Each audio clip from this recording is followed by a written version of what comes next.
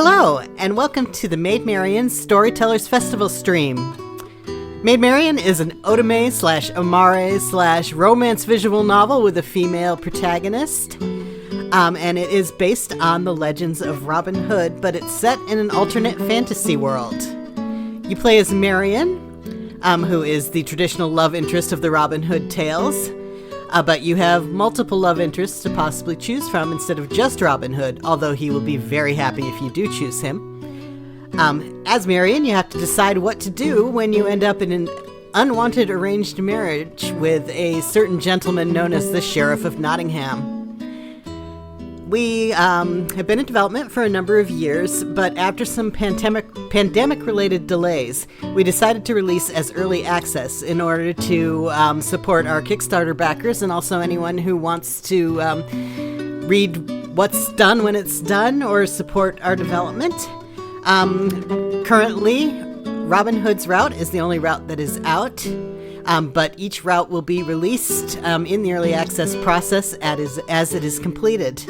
So we welcome you to check out our demo, and whenever we have, maybe give us a wish list so you can see our news, and whenever we have the amount of content that you feel comfortable purchasing for, you're welcome to jump into early access or wait until our final release. So as we have Robin out and available in early access, we are currently developing our second route, which is Will Scarlet, known as Will the Scarlet Blade in our game.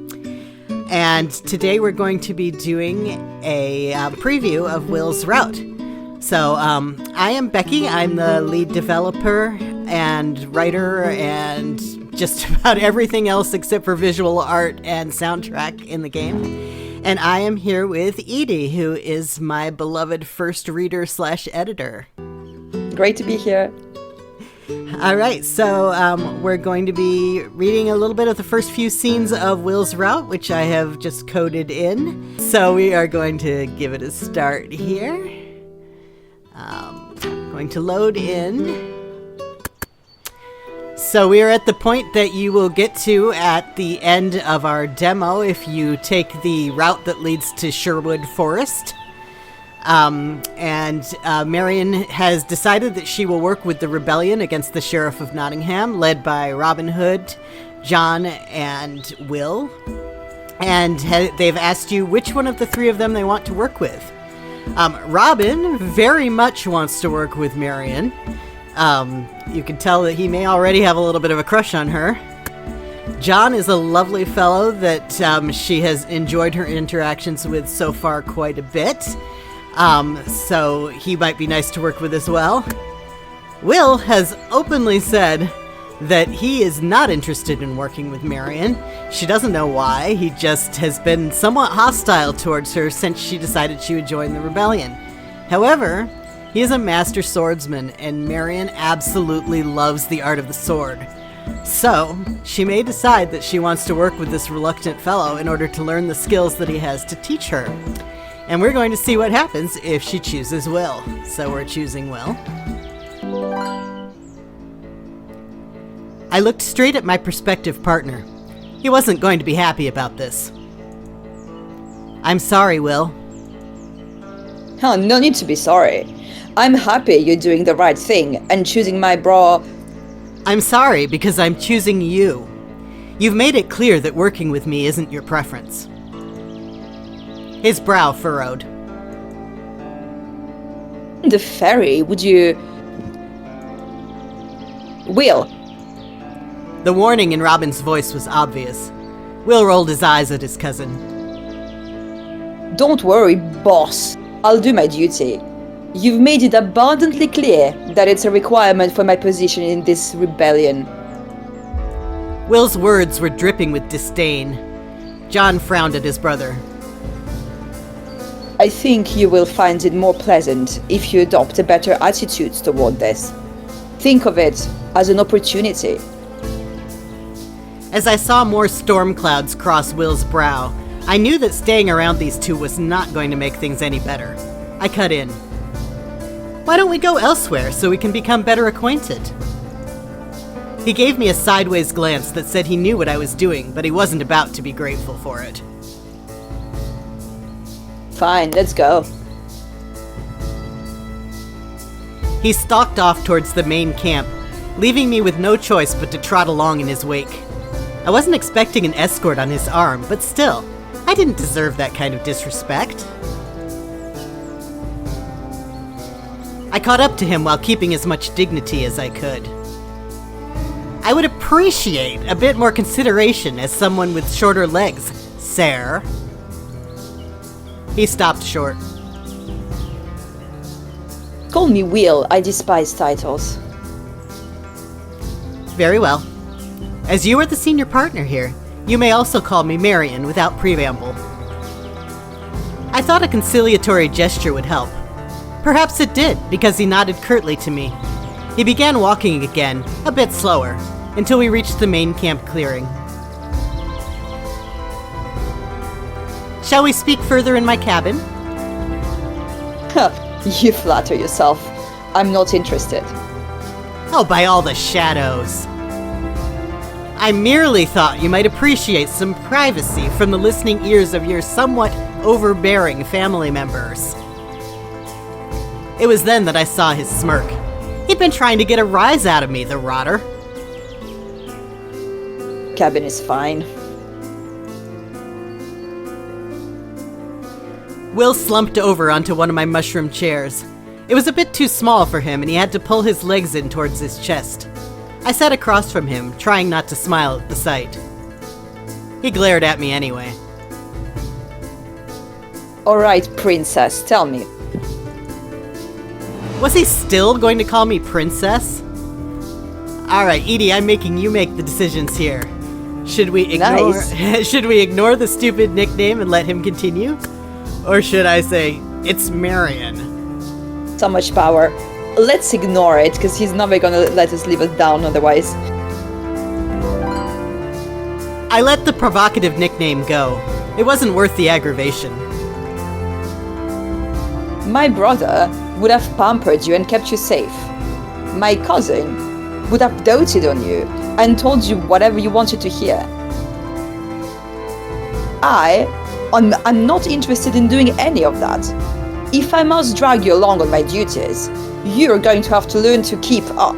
You'll train until I think you're suited to the task at hand. It won't be a nice little woodland vacation. Are you sure that's what you want? I never thought you were going to go easy on me. Yes, that's fine. Why? He seemed to have formed an inaccurate picture of me in his head. It was aggravating. So, should I say, it's worth the effort to learn what you have to teach me? Or, you've marked me wrong, I like a challenge. She would obviously need to love a challenge to pick Will, so let's do that. Alright. It's your fault, you know. The moment you doubted my ability, I was determined to show you otherwise. I've spent the last 5 years proving to cranky old lords that I'm not some chit to be discounted, and I've decided that I rather enjoy showing them up. So if you're determined to be a cranky old lord in a young man's body, I'll treat you accordingly.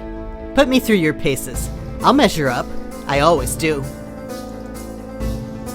He stared me down for a few moments. I stared right back. Oh, that was a lively speech, I suppose. You'll have to learn a lot more than swordsmanship, though. You're going to need stealth, misdirection, lockpicking, climbing skills. To be honest, that sounds like fun. Does it now? He stood. Guess you'd better get some sleep then. Sleep? It's barely mid-morning. Aye. The other two operate during the day usually. The night belongs to me. With a sadistic smile and a swish of his red-lined cape, he slid out of my cabin. The door clicked shut behind him. I looked at the closed door and began to giggle. The night belongs to me? Did he really say that? Mer? There's the Mer. I forgot to mention this is in the in development form, not a final compiled form, so sometimes there's a little bit of lag. So Aiden said Mer. The cat's seed appeared out of nowhere and jumped up on my table. I patted him and he butted his head up against my hand. Hello, little friend. Did you hear all that? I've really dug myself into a pit trap now. Murr. He trotted over to the foot of my bed and curled up, ready to sleep. I shook my head bemusedly and prepared to join him. Working with Will was certain to be full of unexpected twists, and yet I couldn't find myself regretting my choice at all. Regrets were for people who weren't about to show a smug, self-satisfied swordmaster exactly what they could do.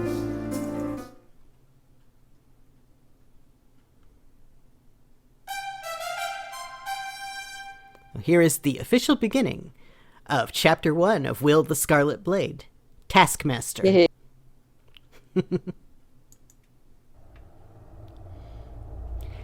I spent most of the day tossing and turning in my makeshift bed. I wasn't tired at all, but I was terribly bored. I needed a book, or 5.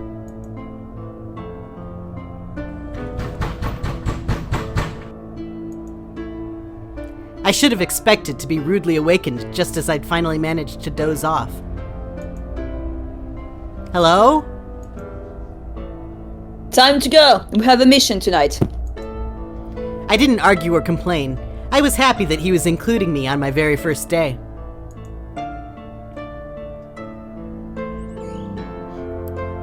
Some rotted bandits have decided to pose as us and have been robbing folk who want to meet with the rebellion. That's low. It is. They've been stupid enough to gather at our meeting stone. Time to knock them about the head until they get some brains in there. We left the secret camp together, and I blew my great stag whistle. To my joy and relief, Kroga appeared, prancing out of the woods toward me. I felt the happiness radiating from her. This shows a little bit how different routes can be different. In Robin's route, it actually takes quite a while for Marion to get a hold of Kroga after she joins the rebellion. So I'm trying to make a different story for every route. Things happen a little differently. Makes me happy because I really missed Kroga when she wasn't around. I was really nervous about her in Robin's route. my little heart was stressed. Well, she had to make a grand entrance in that route. But exactly. This time she has a different job. Hello, darling. Will, this is Kroga. He gave my white stag an appreciative look while I stroked her elegant neck in greeting. Lovely. Will took out his own whistle and summoned his stag to his side. This is Mercadier. He is... Will paused as our stags regarded each other warily. Kroga gave an exploratory, friendly bugle that showed up a little late. Mercadier huffed and stamped, then gave Kroga a low warning sound. He didn't want her coming any closer. Great stags were emotionally bonded to their riders, so I knew what was happening. Mercadier was echoing his rider's attitude towards me in a way that no human manners could mask. Perhaps we ought to work on that attitude. Will harumphed and mounted his stag, signaling for Kroga and I to follow. We met up with Will's small squad in a shaded grove not far from where we would be ambushing the imposters. Only Will and I carried weapons larger than knives. His people were tinkers, small-time merchants, and footpads, ordinary folk whose skills didn't extend to heavy combat. The few women I'd seen about the camp were with us. That they were part of Will's squad made me think better of him. Apparently his prejudice against me didn't extend to commoner women. One of them, a shrewd-looking young thief named Edith, spoke up. Silverado's there. 2 half bows. We can work the user magic on them. Please do, Edith. You know how I hate bowmen. So, we wait until dark. They think they have an appointment to meet some merchants interested in the rebellion. But it's with us. He and his squad exchanged toothy grins. Edith and Arthur, you're on the bowmen. Everyone else, you're hidden until I've subdued them, then we tie them up and drop them on the doorstep of the South Gate guard station. He looked at me. That includes you. We'll approach as a group, so they think we're the merchants. But I'm the only one who steps into the firelight. Understood? I... Didn't Robin say... But you're not ready. I haven't trained you at all. I gave him a withering look. I didn't need his training to help fight off a few bandits. And did he truly mean to confront them all by himself? Still, I didn't want to argue with him in front of his people. I shut my mouth and nodded petulantly at him. That seemed good enough for Will. He plopped down onto the ground, folding up his long legs underneath him. Everyone else followed suit, awaiting nightfall. Many of them simply leaned against the trees, closing their eyes. Edith pulled out some knitting, her wooden needles making hardly a sound as she worked. Will took a book out of his pack. A book! I eyed it enviously. You want one? Oh yes, please.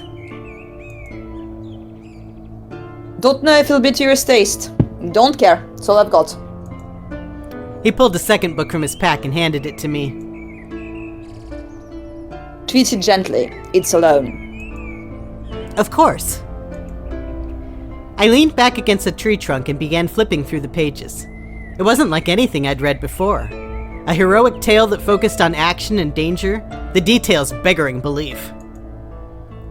This is fascinating, but I'm not sure what it's meant to teach. For teaching. It's a heroic adventure. It's for fun. I suppose, but I've met Iberians and I'm quite certain they don't have fangs. Will laughed. It was a dry, sardonic sound. Exaggeration for excitement is part of the fun. And who says the details of those old Arthurian tales are all correct? We just say they are because we weren't alive back then.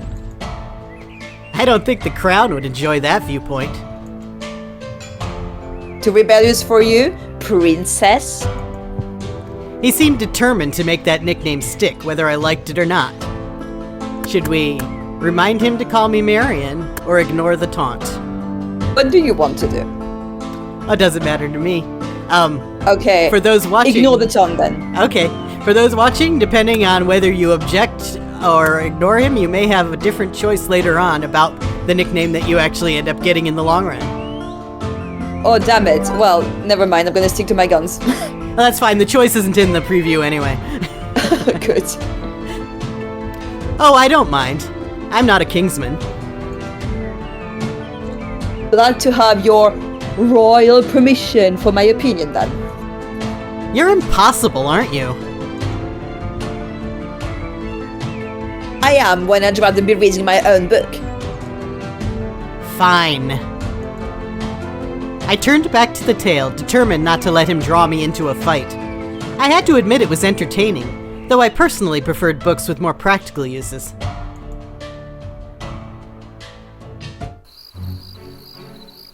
Darkness had fallen, and we approached the rebellion's meeting stone, torches in hand. We were meant to look like the hapless merchants that the bandits planned to meet. It was good that it was dark. We looked nothing like merchants. We could see the bandits around the fire they'd set near the stone. They were dressed in outfits that appeared as ridiculous parodies of the rebellion's leadership garb to me. Their weapons, however, were no joke. These men were far better armed than the desperate outcasts I'd fought in Glastonbury. Will stepped forward into the light of their fire and cleared his throat. That was the signal. The rest of us doused our torches in a pail of sand that one of the men had been carrying. Will's squadron melted away into the shelter of the trees.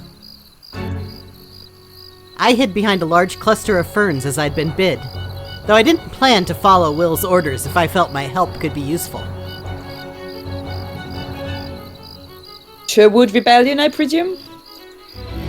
As Will spoke those words, I saw the two archers in the back of the group disappear into the trees. Their cries were stopped by smothering hands. Will's footpads were efficient. Heedless to his archer's silent defeat, a man in green stepped forward. He was wearing a bicocked hat with a ragged feather attached.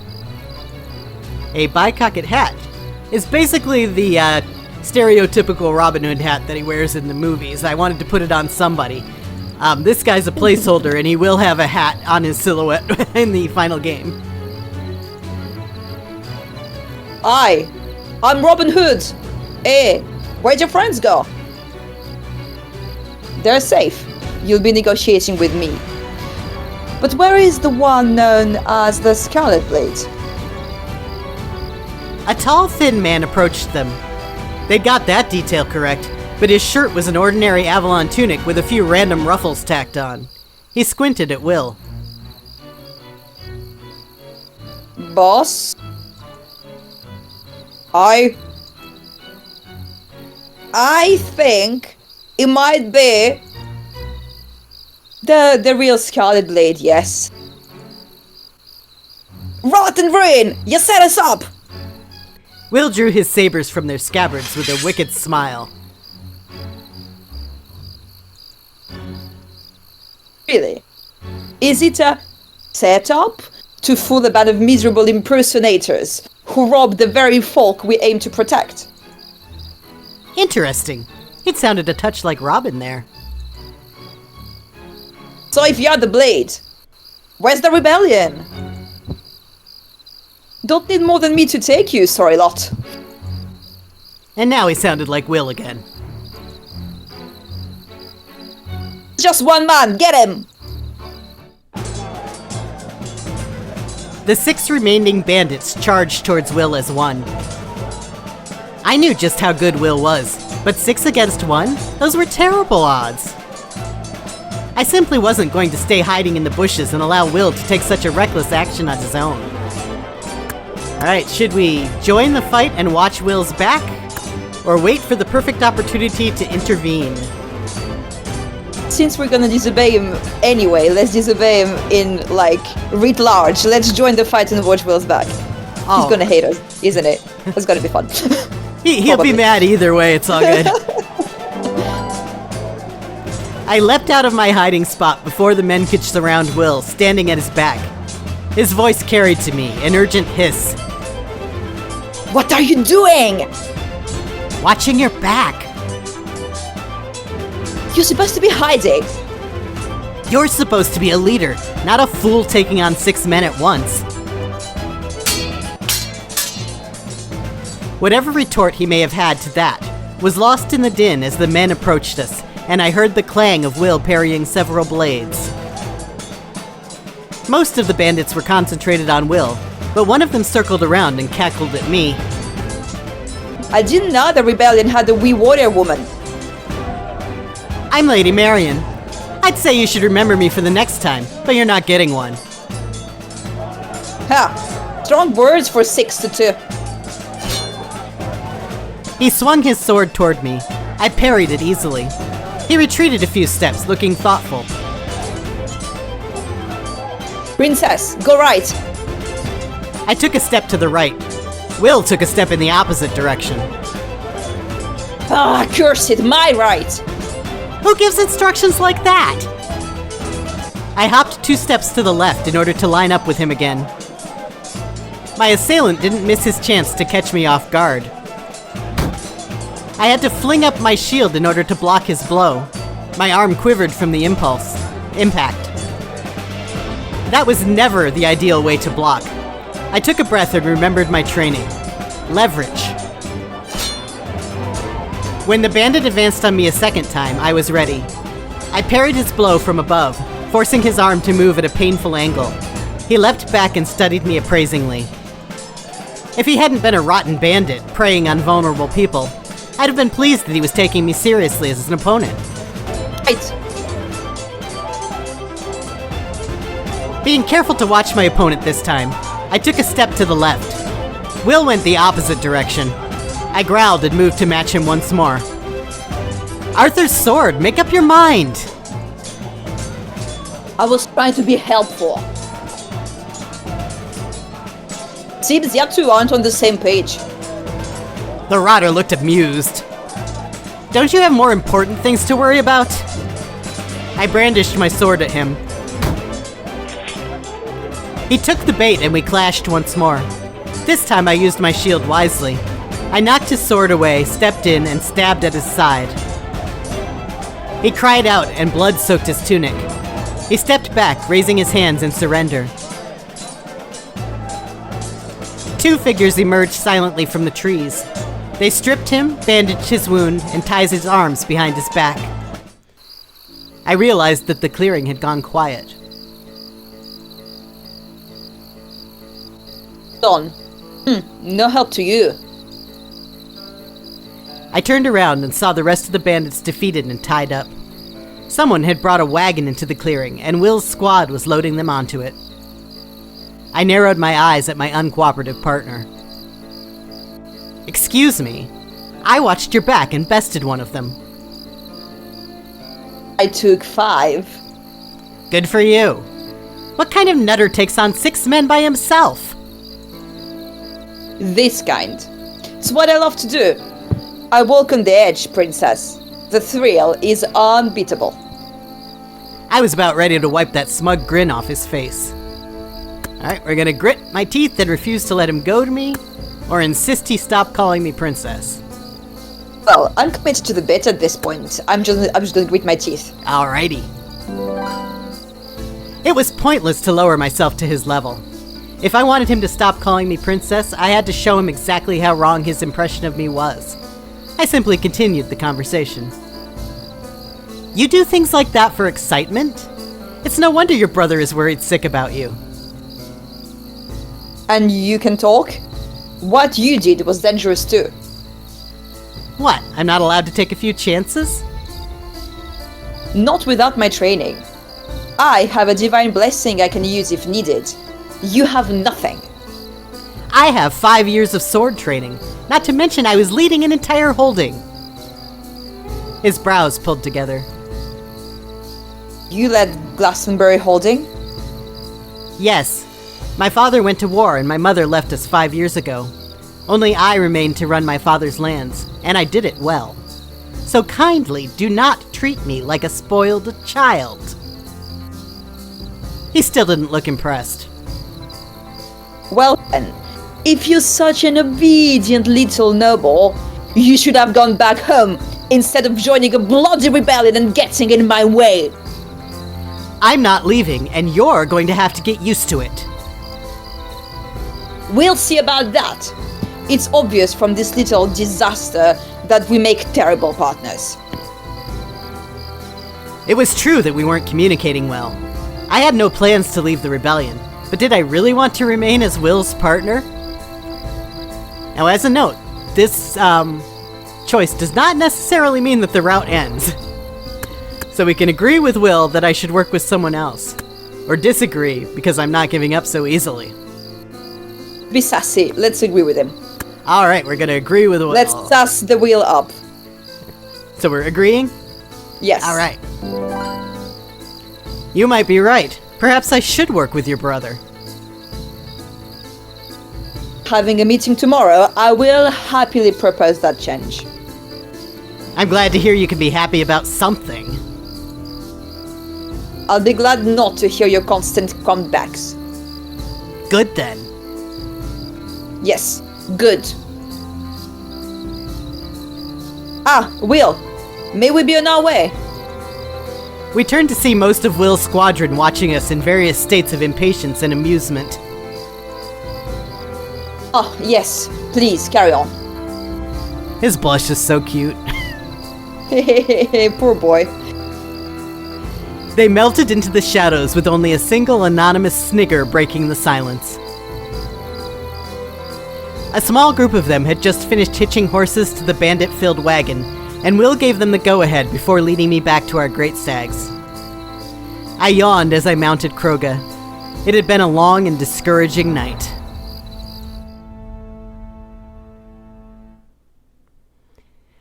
After a night and morning of fitful sleep, I found myself at Will's side once more.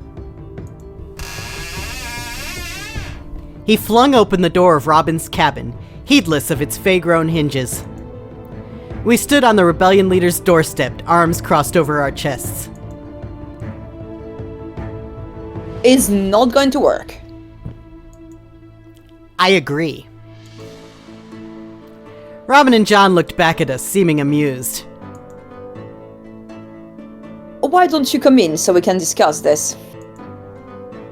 We entered the cabin. I took a chair and Will slumped down against the wall. There isn't much to discuss. We're not a good fit as partners.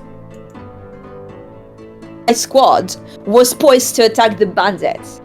Instead of staying put like I told her to, she attempted to watch my back. I nearly tripped over her. He decided it was a good idea to take on 6 men at once. What else was I supposed to do? You were supposed to listen to me. We had it covered. I knocked them down, my squad carts them away. Just because you run your own holding doesn't mean you get to be in charge here. But you just couldn't help yourself, could you? I'm not your subordinate. I'm supposed to be your partner. Was supposed to be. John, I would like to request that you take me on as your partner instead. Robin and John looked at each other, communication flowing between them without a word being said. Robin turned to me. Will rather well, naturally. But we've only just met you. Milady, would you be willing to give me an honest assessment of yourself? I blinked in confusion. I'll do my best. Will says you ran your father's holding? Yes, he was sent to war and my mother left me 5 years ago. I didn't want Glastonbury to be given to someone else, so I did my best as both lord and lady. I'm so sorry. That must have been very difficult. I smiled at John in recognition of his sympathy. Indeed, that was both brave and responsible of you. What would you say were your strengths as a leader? My answer flowed freely. I was happy to demonstrate to Will what I could do. Improving the economy, security of our borders doled out in person when needed, relations with the common folk in the holding. I can see that. And your weaknesses? I felt my head lower a bit in shame, but I didn't wish to lie to Robin. Diplomacy. Handling the nobility and the lords of neighboring holdings. It's alright, Marion. Nobody can be good at everything. That was a nice sentiment, but it was also the problem. The lords of the nearby holdings had expected perfection from me and tried to tear me down based on my weaknesses. Exactly. I expect that as a young woman, you were not treated well by those doddering old men. No. And it didn't feel very good to be treated similarly by your brother. By your cousin. We're talking to Robin. Robin smiled in understanding. Thank you for your honesty, milady. He looked back to his second and they nodded to each other. What were they thinking? Will, one question for you. Do you know why I treasure your brother as a friend? I've only heard it 1,000 times. You bonded in the fires of war and... Yes, but beyond that. Will shrugged. Everyone loves John, that's just how it is. I wouldn't go that far. You know, I resented John at first. Think of it. I was 13. My older, much larger cousin suddenly appeared, and my father ordered him to guard me and keep me out of mischief. He did his best to lose me. But I was used to tracking you down the beach and across the plains. He was not nearly so clever. Will smirked at that, but Robin simply smiled.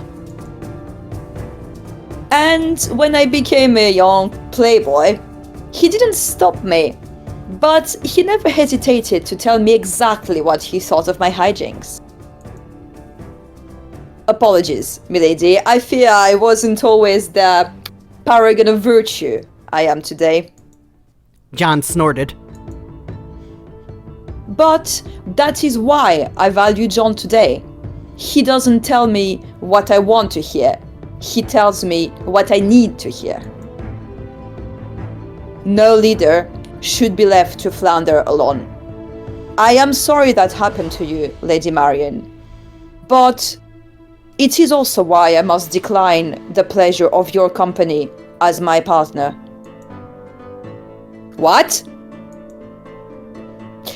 Yes, it pierces my own heart with sorrow not to steal such a fine lady from your clutches, but I believe the two of you actually need each other, and not simply so that he may teach you swordsmanship, milady. With all respect, what else does he have to offer me? Will scowled, but seemed to realize that objecting to my veiled insult would be counterproductive. You need to learn to work with a peer, both of you. Will, you can't just go barking orders at her or expecting her to sit around doing nothing. You need to respect her as a partner. And Marion, you cannot simply do as you please. You need to respect the plans that you have made with my brother, or the entire operation can go wrong. That is, if my brother stops taking such unreasonable risks as fighting 6 men at once. Honestly, Will, what were you thinking? Oh, I see. You're trying to leash her to me so I'll take fewer risks. Not going to work. I felt my ire rising. Who did these men think they were to pass judgment on us so easily? To insist on a partnership that we had rejected? They reminded me of my father. What happens if we refuse to be partners? Those who cannot work together in the rebellion cannot remain in the rebellion. Yes, that would be quite unfortunate for you, milady. Will can always go back to the Magpie, but you're in a rather difficult situation between your father and Jeffrey. You wouldn't abandon a lady in distress, would you, Will? Oh, come on now, don't put my troubles on him. Will scowled, smacking his palm against the floor. No, he's right. Come on. He rose and took my hand none too gently, tugging me toward the door. Shouldn't we stay for the meeting? Yeah, not staying in here any longer. I sighed and let him pull me along. It seemed we were stuck with one another, whether we liked it or not. And this ends our preview of Will's route. I hope you enjoyed it and that you're looking forward to seeing more Maid Marion. Please give us a wish list if you are interested in seeing where we go. Give our demo a play. It's a pretty extensive demo showing introducing you to both these Sherwood love interests and also the love interests that you'll meet if you end up in the town of Nottingham instead. Thanks so much, and I hope you enjoy the rest of the Storytellers Festival.